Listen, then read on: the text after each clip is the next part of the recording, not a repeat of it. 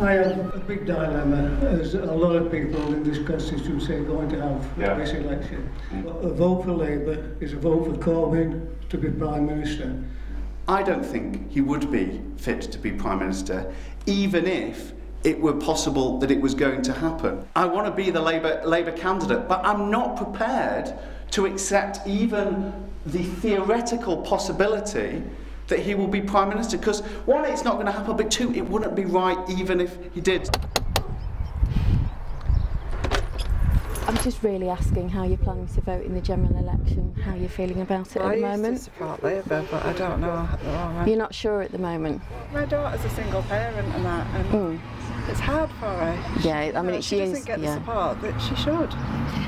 Yeah. So, I mean, she's working as well, so it is really hard for her. How do we get people to vote for you when you are so blatantly anti the leader, the elected leader, forgive me, of the party which I believe you represent, or have you gone independent? I don't want to be in this position. I don't want to put anyone, I don't want to be against my party leader. I'm proud to support Corbyn.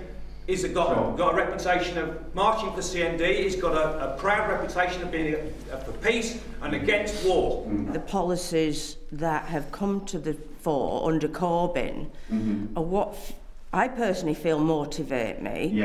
And I feel it have motivated a lot of people. I think that a business as usual election, where the candidate goes in and they either say nice things about the leader, or they just try desperately not to mention him on the doorstep and hope that other people don't bring him up, was just doomed to fail. I thought that was a good meeting, actually, because lots of people came down, and they were, and party members in particular. There were people who weren't happy with what I'd said about Jeremy Corbyn. There were actually also party members who robustly agreed with it, but all of them in that meeting at the end said yes, they were going to vote for me to vote Labour. So actually that is showing a level of coming together.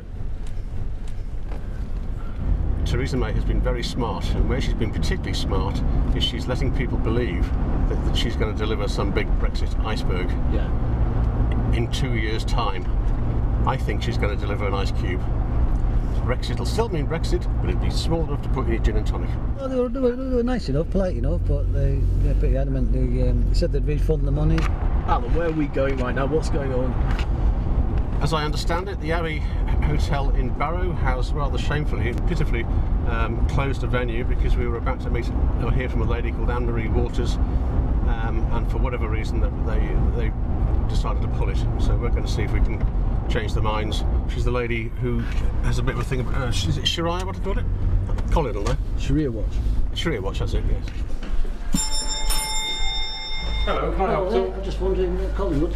Hi there. Ukip Chair. I was wondering, has event's been cancelled this afternoon? It has been cancelled, yeah. On what grounds? No. The conference and events managers cancelled that for us. I don't know the circumstances, I'm afraid. But we paid. But it won't be taking place today. Can you legally do that? Of course I can. Okay. Can they legally do that, do you think? No idea, I guess so. But it's rather short notice. Somebody's come a long way to talk to us about stuff. It just seems rather odd. I'm very sorry about that, gents. But the event will be taking place at Abbey House Hotel today. Okay. It's a very good example of what we're up against. Which is what? Who's the biggest?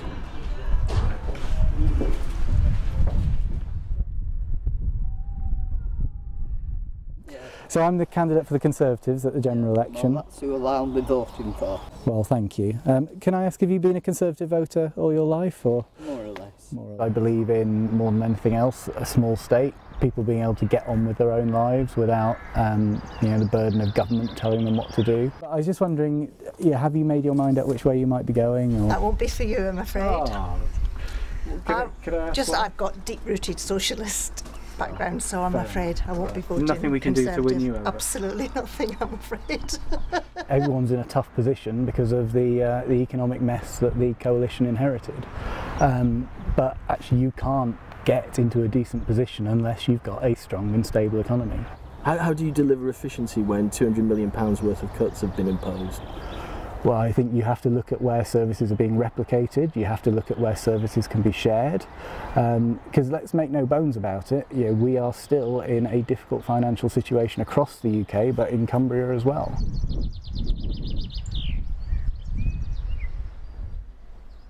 FGM. I have a daughter, by the way, 14. But you know, if FGM stood for female god manipulation, I could probably be talked into it, but it doesn't. That was a little joke then, you missed it, sorry. Firstly, I'd just like to thank the Lisdooney Hotel for serving us in the 11th hour. I'd also like to congratulate Mr Alan Piper for being selected unanimously to stand for UKIP for the Barrow and Furness Parliamentary nominated. Congratulations, Alan. Thank you. I've been called every far-right fascist racist under the sun, just for telling the truth. If we don't really do something about FGM now, we never will. I don't think that Muslims' opinions on things are the only important opinions. Now, we're not going to cure Sharia in 7 weeks. I don't disagree at all with what you're saying about it. Why would I? I have a 14-year-old daughter. But our target on June the 8th is May, because we have got to convince the electorate in this country to vote Brexit, and if you've got somebody who is not solid Brexit, do not vote for them, because do not trust that cow.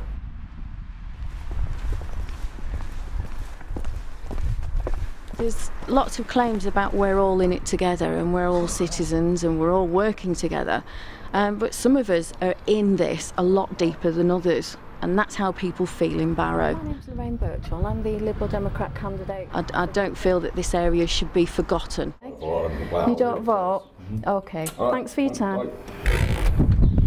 Yeah, it's someone we would hope to work on with literature and convince him of the value of voting.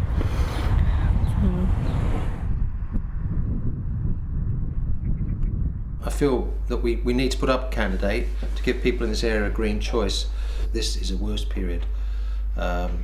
For so many people. The number of people using food banks, the number of homeless on the streets. Barrow in particular is dependent on BAE as a source of employment, and people are saying they wouldn't vote Green because the Greens are opposed to BAE. We see the potential for something amazing to happen at the shipyard. We just don't happen to believe that building weapons of mass destruction is a good thing. The thing is, if Labour get in, can he stop Trident? Well, I mean, but that's the thing. That is why I've decided to be honest about this. 21, please, Mel. That's what I think is not in the interest of areas like here and areas right across the north of England and beyond, is to have this sort of Tory whitewash where there are no Labour voices to stand up for our communities. So that is a message we're trying to get across on the doorstep. Don't know if it's going to work yet. 23, John. 23.